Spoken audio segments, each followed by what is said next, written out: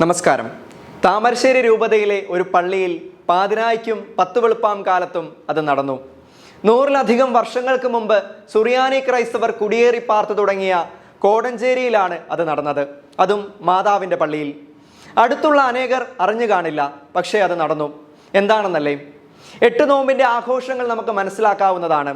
വിരുന്നും തിരുനാളും ഒക്കെ മനസ്സിലാക്കാം. പക്ഷേ അതൊക്കെ അസാധാരണമായ ഒന്ന് ഇവിടെ നടന്നു. എന്താണെന്നോ? 1-ാം തീയതി വൈകുന്നേരം 5 മണി മുതൽ 8-ാം തീയതി പ്രഭാതം വരെ രാവും പകലും ദേവാലയം അടയ്ക്കാതെ ദൈവജനം ഒന്നിച്ചുകൂടി ഈശോ മിശിഹായെ ആരാധിച്ചു. ദേവാലയത്തിൽ നിറഞ്ഞൊഴുകിയ ദൈവജനം സഭയ്ക്ക് വേണ്ടിയും നാനാജാതി മതസ്ഥരായ എല്ലാ മനുഷ്യർക്ക് വേണ്ടിയും നിരന്തരം ഉരുകി പ്രാർത്ഥിച്ചു. രാത്രി വളരെ വൈകിയും പ്രഭാതത്തിൻ്റെ ആദ്യ യാമങ്ങളിലും 10, 20, 25 പേർ ചേർന്ന് ദേവാലയത്തിൽ ദിവ്യകാരുണ്യനാഥന് ആരാധനാസ്തുതികൾ അർപ്പിച്ചു. ഉച്ചയ്ക്കും വൈകുന്നേരവും ഒരുമിച്ച് കൂടിയ ദൈവജനത്തിന് ആഹാരവും ദേവാലയം ഒരുക്കി. നമുക്കറിയാം, ഉരുകി ഒലിക്കുന്ന മെഴുകുതിരി പോലെ മനുഷ്യഹൃദയങ്ങൾ ദൈവസന്നിധിയിൽ ഉരുകിയിട്ടുള്ള എല്ലാ കാലഘട്ടത്തിലും അത്ഭുതങ്ങൾ ഉണ്ടായിട്ടുണ്ട്. വയനാട് ഒരുപിടി മനുഷ്യർ ഒലിച്ചുപോയ മഹാദുരന്തം നടന്ന സ്ഥലത്തിന് 18 കിലോമീറ്റർ ഇപ്പറേ മാറി ഒരു ജനത ഇതാ ദൈവസന്നിധിയിൽ രാവും പകലും ഒരു മെഴുതിരി പോലെ ജ്വലിച്ച് ദൈവത്തെ ആരാധിക്കുന്നു. സത്യദൈവത്തെ ആരാധിക്കാനാണല്ലോ ഫറവോയുടെ കയ്യിൽ നിന്നും മോശ വഴി ജനത്തെ വിടുവിക്കുന്നത്. മന്ന കൊടുക്കാനല്ല, തേനും പാലും കൊടുക്കാനല്ല, ആരാധിക്കാനാണ് ജനത്തെ കർത്താവ് വിടുവിച്ചത്. ആരാധനയാണ് വിശ്വാസിയുടെ പരമപ്രവൃത്തി.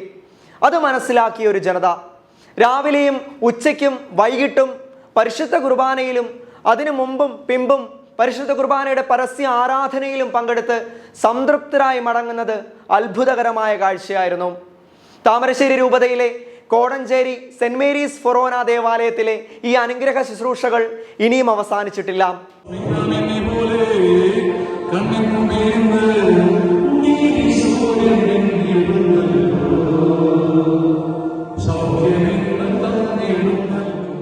ഒരുമിച്ച് കൂടിയ ദൈവജനം പ്രാർത്ഥനകളും ആരാധനാഗീതികളുമൊക്കെയായി പരിശുദ്ധ പരമ ദിവ്യകാരുണ്യനാഥനോടുള്ള ആരാധനയും സ്തുതിയും പുകഴ്ചയും ഇടവിടാതെ അർപ്പിച്ചുകൊണ്ടിരിക്കുന്നു.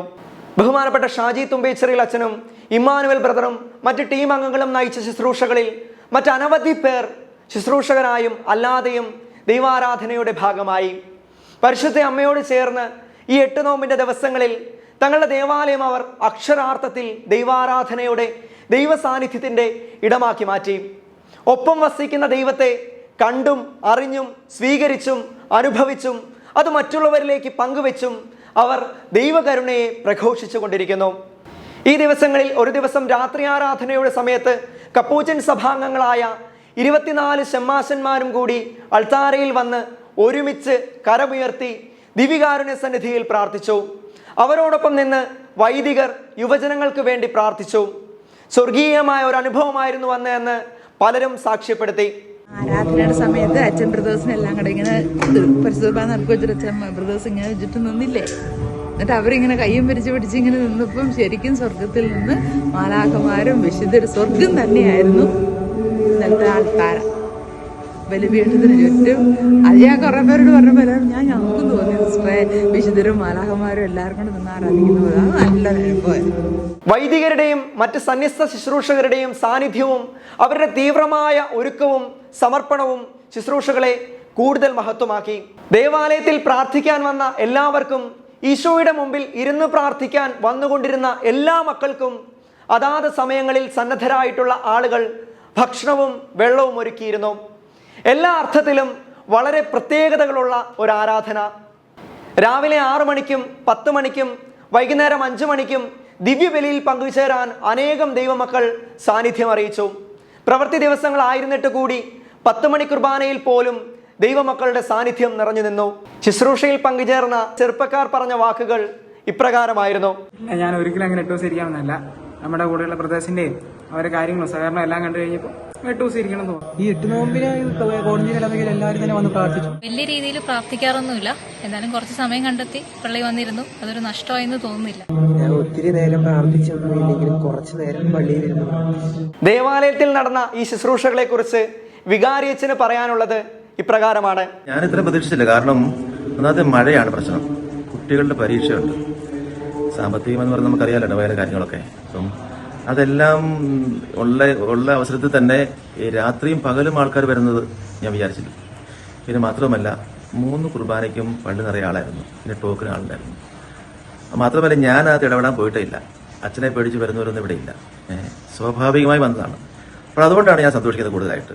പള്ളിയിലെ ശുശ്രൂഷകളിൽ സജീവ സാന്നിധ്യമായ സന്തോഷജന്റെ വാക്കുകൾ ഇങ്ങനെ: പകലും രാത്രിയും 3 കുർബാനകളും ജപമാലകളും ആരാധനയും ശിവപാറയും എല്ലാം കൃത്യമായിട്ട് നടക്കുമ്പോൾ ജനത്തിനത് വലിയൊരു അനുഭവമാണ്. ഈ കോളഞ്ചേരിയിലുള്ള ആളുകൾ മാത്രമല്ല, ഈ സമീപത്തുള്ള വ്യത്യസ്ത ജാതിമതത്തിൽപ്പെട്ട ആളുകളെ സംബന്ധിച്ചൊരു നവ്യമായ അനുഭവമാണ്. കൊച്ചച്ഛനായ ജിജോ അച്ഛനും രാവും പകലും ഓടി നടന്ന് ശുശ്രൂഷകൾ ചെയ്തു. ഈ വലിയ ഇടവകയിൽ ഹോളി ഫാമിലി സിസ്റ്റേഴ്സും FCC സിസ്റ്റേഴ്സും MLF സിസ്റ്റേഴ്സും സേവനം ചെയ്യുന്നുണ്ട് എന്നത് മറ്റൊരു അനുഗ്രഹമാണ്. അവർക്കും പറയാൻ ഒത്തിരിയുണ്ട്. എല്ലാവരും വളരെ സ്നേഹത്തോടെ വരുന്നു, സന്തോഷപൂർവ്വം അതിൽ പങ്കെടുക്കുന്നു. അത് കണ്ടപ്പോൾ എനിക്ക് ഒരുപാട് സന്തോഷം തോന്നി. എല്ലാവർക്കും എന്തെങ്കിലും ഒരു അനുഗ്രഹം കിട്ടിയിട്ടാണല്ലോ ദൈവജനം ഇങ്ങനെ ഓടിക്കൂടുന്നതെന്ന് എനിക്ക് തോന്നി. എനിക്കും വളരെയേറെ ആത്മനിർവൃതിയായിരുന്നു ആരാധനയിലും കുർബാനയിലും. വെച്ച് നോക്കുമ്പം എല്ലാവരുമായിട്ടില്ല, പിന്നെ ഇത്രയൊക്കെ വന്നല്ലോ. ഒത്തിരിയേറെ മക്കൾ വന്ന് ഇങ്ങനെ ആരാധനയിൽ പങ്കെടുത്ത ദൈവാനുഗ്രഹം നേടുന്നതുകൊണ്ട് രാത്രിയിലാണെങ്കിലും ജാഗരിച്ച് പ്രാർത്ഥിക്കുന്ന ഒരു കൂട്ടായ്മയാണ് കാണാനായിട്ട് സാധിച്ചത്. അപ്പോൾ ഈ 8 ദിവസത്തെ ഈ നോമ്പാചരണം ഈ പരിശുദ്ധമ്മയോടുള്ള സ്നേഹത്തിന് കൂടുതൽ ആഴപ്പെടാനായിട്ടും ഉപരി ദിവ്യകാരുണ്യ ഈശോയെ കൂടുതൽ സ്നേഹിക്കാനായിട്ടുള്ള ഈ ഇടവക സമൂഹത്തിന് വലിയൊരു അനുഗ്രഹമായിട്ടാണ് എനിക്കിതിനെ കാണാൻ സാധിക്കുന്നത്. ഇടവകയിലെ കൈക്കാരന്മാരായ സണ്ണി കുന്നത്ത്, ബിജു വെട്ടുകല്ലുംപുറത്ത്, ഷിവിച്ചൻ മാത്യു പൂക്കൊമ്പിൽ, എബിൻ വൈന്തലക്കര തുടങ്ങിയവർ ഒരേ മനസ്സോടെ ശുശ്രൂഷകൾക്കായി പ്രവർത്തിച്ചു. ശുശ്രൂഷയെക്കുറിച്ച് എന്ത് പറയുന്നു എന്ന് ചോദിച്ചപ്പോൾ അവരിൽ ഒരാളായ ബിജുചേട്ടന്റെ മറുപടി ഇപ്രകാരമായിരുന്നു: എന്താ പറയാനാ, ഈ ഇടവകയെ കുറിച്ച് അഭിമാനം തോന്നുന്നു. ഇടവകയിലെ ഗായക സംഘത്തിനും ആരാധനാനുഭവങ്ങൾ പങ്കുവെക്കാനുണ്ടായിരുന്നു. ഞങ്ങൾ മാറി മാറി പള്ളിയിലുണ്ടായിരുന്നു. ഒറ്റയ്ക്കിരിക്കാവുന്നവർ ഒറ്റയ്ക്കിരുന്ന പ്രാർത്ഥനയല്ലേ, പാട്ടുപാടി ആരാധനയിൽ പങ്കെടുക്കും.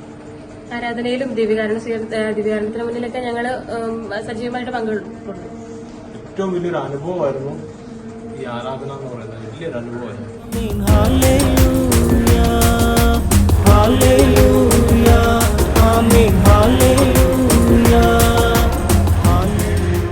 നാളെ സെപ്റ്റംബർ 8-ാം തീയതി രാവിലെ 10 മണിക്കുള്ള ദിവ്യബലിയോടുകൂടി സമാപിക്കുന്ന ശുശ്രൂഷകൾ അനേകർക്ക് അനുഗ്രഹമാവാൻ പ്രാർത്ഥിക്കുന്നു.